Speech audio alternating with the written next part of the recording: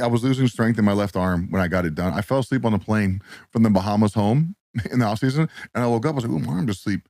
And about 2 days later, it was still asleep. So I went and got the MRI and shit. And the guy was like, "Yeah, you've got a nerve or a bone on the nerve or something like that." And they shaved it off. And it was good. Ex-Chicago Bears linebacker Brian Urlacher went after former NFL players. You ever worry about that stuff? No, I don't. I feel like I'm decently sharp still. You know, there's some things I forget, but my friends forget too. I feel like I'm still doing pretty well. There are some guys I play with who claim to. I don't know. Here's the problem now with all the guys with the CT. If they do have it, I feel for them. But there's guys who say they have it just so they can be in the lawsuit. Urlacher, a Hall of Famer, said on Bussin' with the Boys, players are pretending to have CTE. That is quite a bold claim.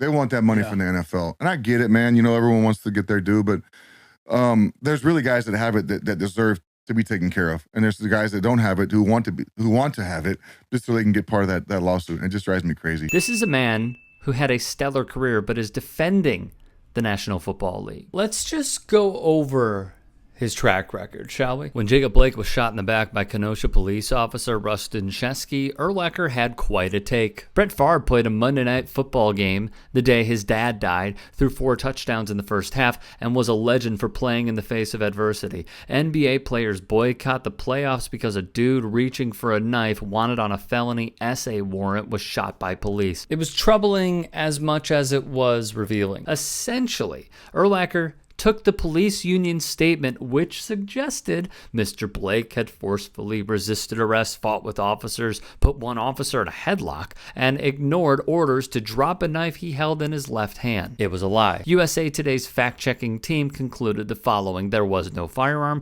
The man who took the original video, Rayshawn White, said he didn't see a knife in Blake's hands. The outlet added, witnesses confirm that he was not in possession of a knife and did not threaten officers in any way. PolitiFact gave it a false rating. Clarence Hill Jr., a longtime Dallas Cowboys beat writer who is black, tweeted Urlacher was showing his former teammates his true colors. That locker room ain't as anti-racist as coaches and players like to romanticize it to be, Hill wrote. Urlacher does himself no favors when he likes Q reposts saying white people receive more racism than any other race. Where is the backlash? Urlacher also does himself no favors by liking posts demanding someone like the dude from Illinois who went into Wisconsin and unalived 2 people be freed at the time. He also thought police brutality just really isn't that big of a deal. And he favorited the likes of Candace Owens because, of course, he backs calling the Vice President of the United States, well, you associate the word with Urlacher's mind-numbing thoughts, and appears to believe masking and even COVID are hoaxes.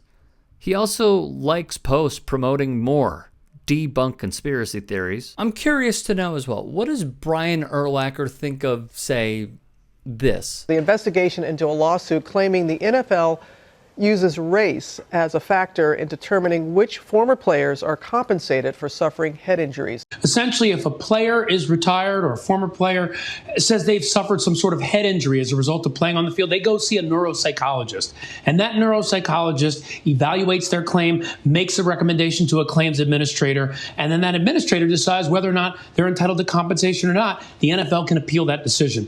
The way this works is if a player goes to see a neuropsychologist, if that's a black player, the neuropsychologist, according to the NFL, has the option of using race as sort of a factor in deciding it, essentially saying that before they even started playing football, they had a lower cognitive level than white players. So look, I get it. I understand the not all players have CTE thing because Brian Urlacher was vying to become part owner / minority owner of a sports franchise.